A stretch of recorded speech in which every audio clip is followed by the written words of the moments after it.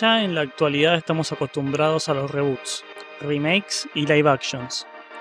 En la segunda década del siglo XXI, tímidamente iba ocurriendo en alza esta tendencia quizá desde Alice in Wonderland en el año 2010, aunque muy posiblemente podamos traquear intenciones de reutilizar productos audiovisuales incluso años previos a estos. No es de extrañar que ya para mediados de esta segunda década esta inclinación de la industria del cine y la televisión crezca aún más rápidamente y al día de hoy sea la merma de nuestro día a día.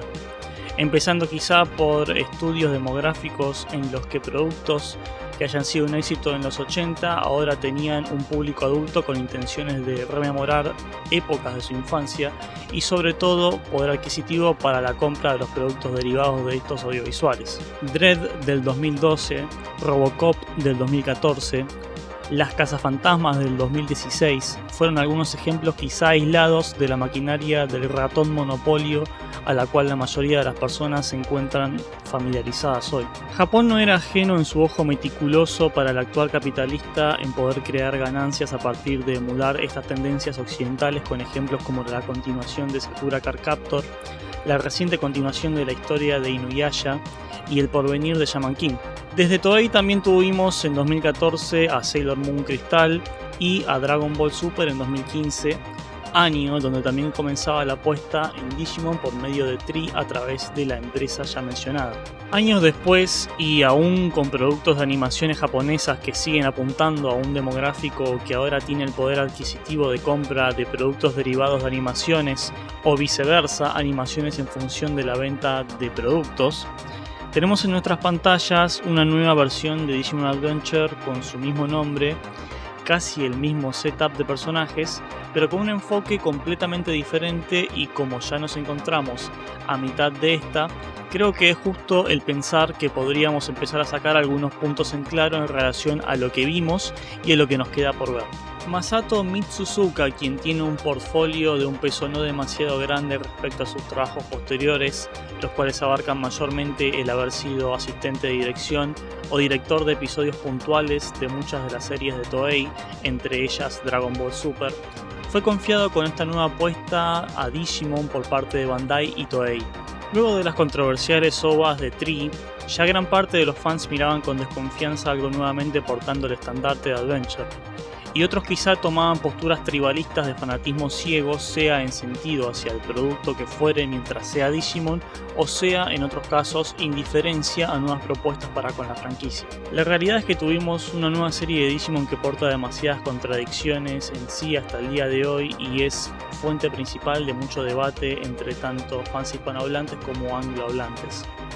Las principales contradicciones que podríamos analizar a nivel periférico es la serie queriendo apelar a un público joven y nuevo para consumir Digimon, pero utilizando nuevamente la carta de Adventure como para también llamar el interés de aquellas personas tentadas del título en sí mismo. A lo largo que pasaran los capítulos, muchos easter eggs y referencias tanto a otras series y partes de la franquicia, así también como mangas, fueron dispuestos batalla tras batalla en la doble labor de jugar una pieza llamativa para un niño y relevante para un adulto fan yendo a todo o nada. Sin embargo, discrepando con numerosos puntos al mismo tiempo con el producto que está retconeando.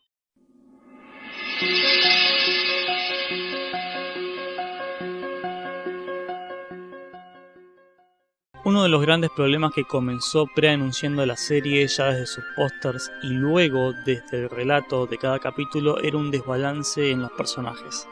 Pero voy a hacer un paréntesis acá para tratar algo muy interesante que quizá podamos aplicar para estándares publicitarios a futuro relacionados con Digimon, y eso es la premonición de lo que iba a ser la serie en forma de preanuncio en el tratado estético que tiene su póster principal. El póster más emblemático de Digimon Adventure de 1999 muestra a los chicos separados en un mundo extraño con diferentes expresiones, pero sin destacar fuertemente a nadie salvo un niño con goggles del fondo que señala al horizonte como dando a entender que allí se encuentra la aventura.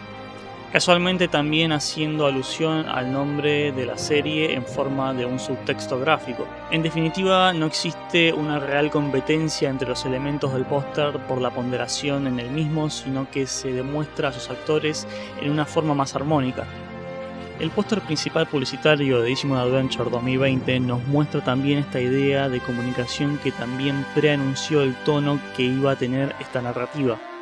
En principal, la noción de equilibrio que se daba en el anterior póster sobre la idea de grupo y aventura contrasta fuertemente con este, mostrando explícitamente al personaje de Googles ocupando gran parte de este con un Greymon detrás de él atacando y un chico montando a un Garurumon con el ceño fruncido como cabalgando a la batalla junto con un grupo secundario de personajes quienes en su mayoría demostraban expresiones preocupadas como si el póster mismo se tratara de una batalla en sí mismo. Por ende, si uno le mostrara a cualquier persona ajena completamente a Digimon los dos pósters, diría sobre el primero palabras como exploración, aventura, animales compañeros, chicos perdidos. El chico de Bulls parece diferente, quizás sea el líder, pero no lo sé. Sin embargo, lo que diría alguien viendo el segundo póster sería batalla, acción. El chico de Bulls es claramente el principal, pero quizá el que va montado al lobo también sea importante.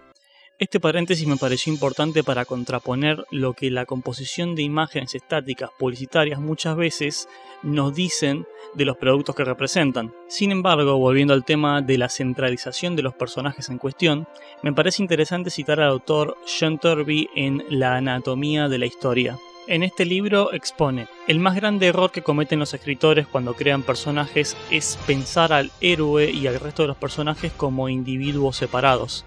El resultado no es solo un héroe débil, sino oponentes de cartón y personajes menores que son aún más débiles. Por otro lado, siguiendo en la línea de comparativa entre el producto original y el nacido de este, es interesante el énfasis que en entrevistas el director original de la primera puesta en la pantalla chica responde de acuerdo al aspecto orientado al protagonismo de los personajes en pantalla. Citando a Kakudo Hiroyuki cuando se le preguntó si originalmente tenía intencionado que resalten Taichi y Yamato. No exactamente. Por ejemplo, en Cyborg 009, 009 es el único personaje que toma riendas en hacer cualquier cosa, y yo personalmente odio este tipo de aspecto en una trama. Fue entonces cuando pensé, ¿no sería genial si personajes más ordinarios tuvieran su momento de brillar de tanto en tanto? Por esto, en Digimon Adventure, una de las cosas que hice hincapié cuidadoso es en que todos tuvieran un momento igualitario de brillar en pantalla. Por lo que con esta premisa también intentamos que todos tuvieran igual mérito en la derrota de enemigos, y ese fue mi postulado fundamental en el asunto. Por esto también decidimos que cada personaje tuviera su compañero Digimon y configuramos la historia para que todos alternen sus lugares teniendo secuencias de evolución propias para cada uno, y se distribuyó todo de forma uniforme entre ellos. Así que, a la inversa, pensé en ello como algo que era parte de la composición base para empezar. Si bien la impronta centralizada en Taichi y Yamato por la serie de 2020 va en contra de lo propuesto por Kakudo Hiroyuki, donde había una descentralización de los personajes y cada uno tuvo su momento de aportar a la historia, aquí pareciera que por más que un capítulo se trate de un personaje en particular, parte del momento en pantalla tiene que ser dedicado sí o sí a Taichi o Yamato. Y es en estos argumentos donde por momentos pienso que el facing de la serie funciona en forma contraproducente a esta. Y por este motivo, y muchos otros, si bien es demostrado que Toei hizo la tarea a la hora de exponer en esta idea de Frankenstein de referencias, quizá hubiera estado interesante darle un par de vueltas más al armado del producto final y reescritura para crear una historia que se forme de manera más orgánica, dando un claro contraste entre producto y ventas contra el motus artístico que suele ponerse en juego muchas veces en función de los casos de estas animaciones. Con esto no me estoy quejando ni lapidando la serie en sí, sino que idealmente el trabajo de un audiovisual, aunque sea puramente de acción, debe tener un fin y un concepto. Podríamos tener 100 episodios puros de peleas y animaciones excelentes de Digimon nunca vistos, pero a la larga la serie no se caería sobre ella misma. Si hay algo que quizá hasta el momento la serie me hace sentir constantemente es la palabra conflicto. Y no conflicto por razón de las peleas sin parar, sino conflicto por las ideas que representa y que intenta explorar constantemente.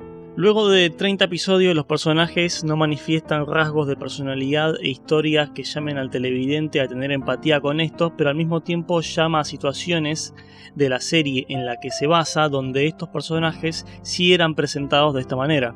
Se hace un juego doble de apelar a un título conocido pero al mismo tiempo apuntar a un demográfico más joven, por lo cual se pisa sus propios pies dispersando su público target y queriendo satisfacer a televidentes de diversas edades. Toma antagonistas carismáticos de anteriores propuestas, llamando al recuerdo de estos pero presentándolos como una cáscara de lo que sus antecesores fueron. Devimon era desafiante e imponente por sus planes y artimañas para complotar contra los adversarios. Devimon 2020 no logró conjurar 5 líneas de diálogo o plantear estrategias que no hacía falta que equiparen a su antecesor, pero que en definitiva lo hagan brillar separadamente por el mismo. Teniendo esta evidencia, ¿qué nos quita que lo mismo pase por el Digimon antañamente esperado en una animación como Sid Millenniummon? Millenniummon brillaba en las tramas referenciadas en los juegos de Ryo, más allá de por su poderío, sino por los diálogos que lo contextualizaban como la otra cara del protagonista.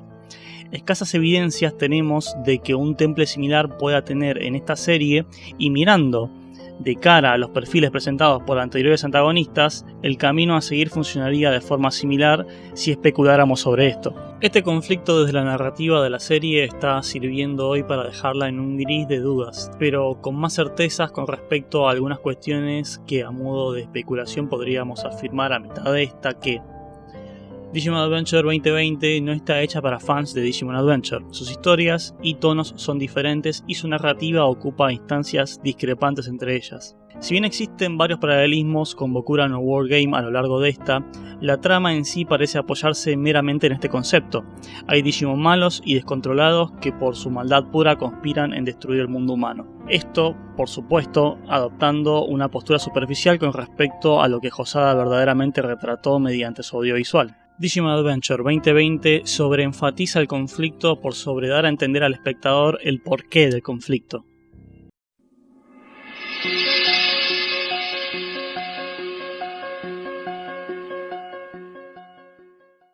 Pasemos ahora a mirar la cara del contexto propuesto hasta ahora de la función de los universos mirando lo que tomó el nuevo Adventure del viejo. El viejo Adventure postulaba un contraste entre fuerzas de la oscuridad y la luz. La oscuridad representando la no evolución, lo estático y la contrariedad a todo progreso, y la luz representando al potencial evolutivo, el avance y toda noción de cambio con paralelismos que ya comentamos en nuestro video de Hikari. Esta idea de la luz contra la oscuridad es tomada también por la nueva serie, pero bajo el contexto de Digimon Oscuros contra las fuerzas de la luz en una batalla épica en el pasado del mundo digital. Los Digimon Oscuros representados mayormente por Digimon Nightmare Soldiers, Demon Lords y Virus, y por su parte los Digimon Sagrados representados por Digimon Ángel, Virus Busters, Holy y Vaccine. Las fuerzas oscuras comandadas por Millenniummon, referido así en la serie pero mostrando visualmente a Sid Millenniummon, y las fuerzas de la luz lideradas por Cherubimon, y los guerreros legendarios compuestos por la anterior vida de los Digimon de los 6 protagonistas y 2 Digimon sagrados encarnados en Ophanimon y Seraphimon.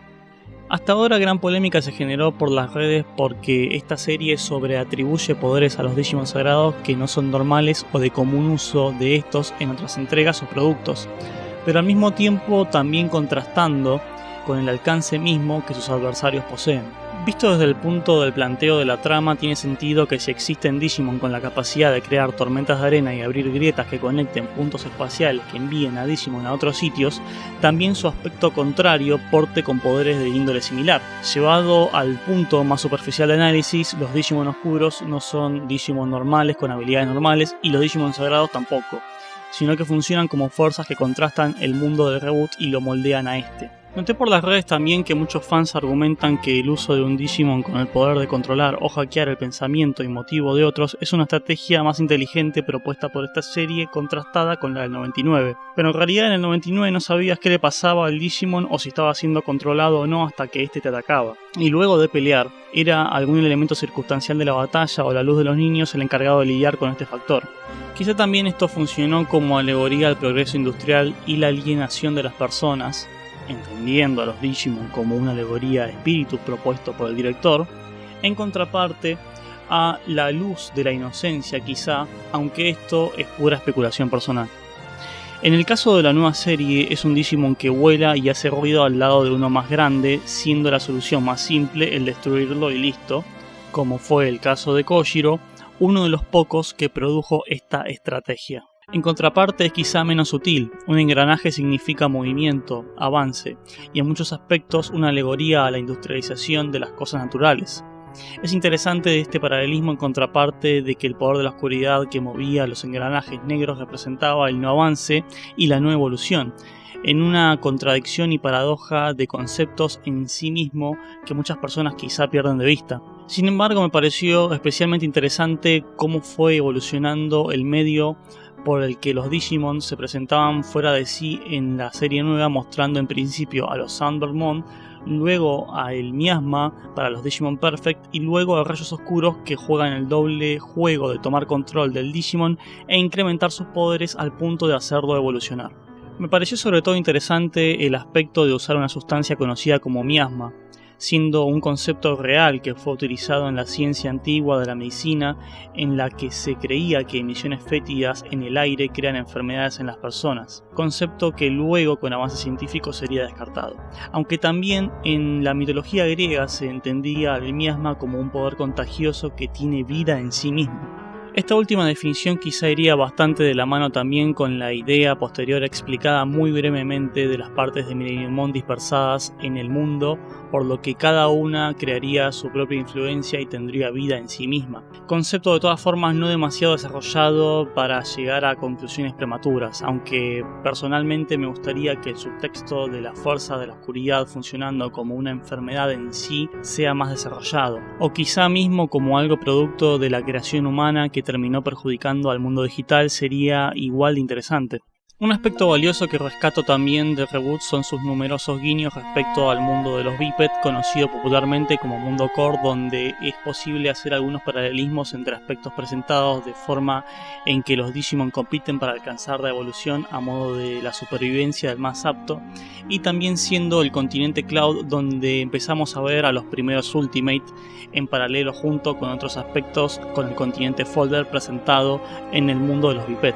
Por último, otras características de esta serie que le suman valor son tanto la presentación animada de Digimon que nunca habían sido vistos en la pantalla de la serie y la animación en énfasis principal en las batallas, motivo principal del argumento como ya repasamos. Un último tema como adendum a este video que me hicieron notar en nuestro foro de discusión de Montadias X por Discord es una queja recurrente por varias redes sociales respecto a que en este reboot parece que los chicos no descansan nunca entre peleas. Y estos análisis son ciertos, pero muy parcialmente, ya que lo que pasa en esta serie no es una falta de descanso de los personajes, sino una temporalidad ambigua en el audiovisual. Por ejemplo, cuando en pantalla amanece y nos muestran a los personajes desayunando, pero después en la siguiente toma nos muestran el anochecer y nos muestran a los personajes cenando, como espectadores entendemos que pasó un día entero entre la primera toma y la segunda porque realizamos esa construcción desde nuestro entendimiento narrativo, salvo que ocurra un factor extra que nos contextualice sobre el paso del tiempo, por ejemplo, que los personajes tengan el pelo más largo o sean más viejos. En Digimon Adventure 2020 hay usos ambiguos del tiempo. Un ejemplo más fresco es el ocurrido entre el episodio 31 y el 32 de la serie, donde la última toma del episodio 31 son Taichi y compañía montados en los Commandomon yendo en búsqueda del resto del grupo.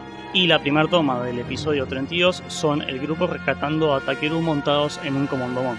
Que alguien entonces especule. ¿Cuánto tiempo pasó entre un evento y otro? ¿Minutos? ¿Horas? ¿Días? ¿Semanas? Es ambiguo.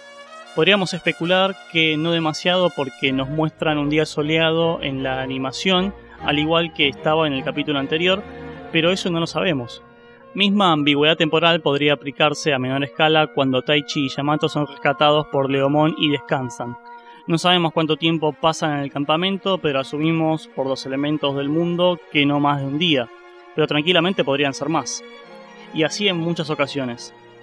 No es tanto que no descansen entre peleas, sino que el director no decide ocupar tiempo en pantalla de descanso porque su prioridad en el tono que quiso armar en la serie es otro. Con esto tampoco descarto que hay momentos que están claramente atados entre capítulos y pasan consiguientemente sin supuesto descanso para los personajes, pero mayormente pasan en realidad las dos cosas que acabo de apuntar en este addendum.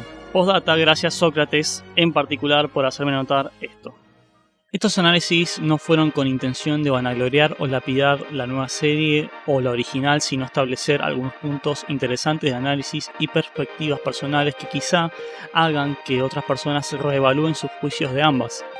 Tampoco es la intención mía ni del canal, como ya lo he expresado numerosas veces, el suscribirme a tribalismos por una serie o por otra como un ser sin pensamiento crítico, sino el promover, el poner en juicio equitativo a estas.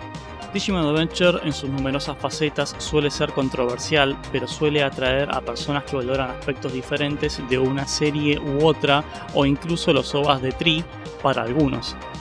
Por esto tratemos de entender tanto los puntos de Toei como lo que significa para cada uno estos productos.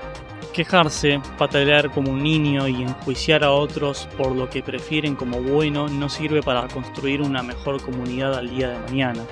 Y por el contrario, la vista crítica, contemplativa y empática para con otros es la llave a nuestra propia evolución como personas.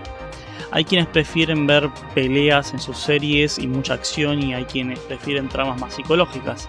Hay quienes quieren más amoríos entre los personajes y hay quienes quieren más conflictos entre estos. Separar la ficción de la realidad y los tribalismos sin sentido hacia marcas o personas con influencia sobre otras es quizá la clave que nos pueda salvar tanto como comunidad e individuos.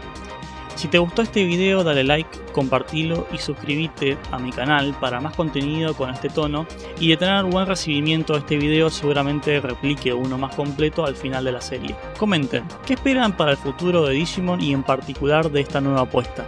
Leyendo atentamente sus comentarios y sin más que concluir, nos vemos en la próxima con más y más videos.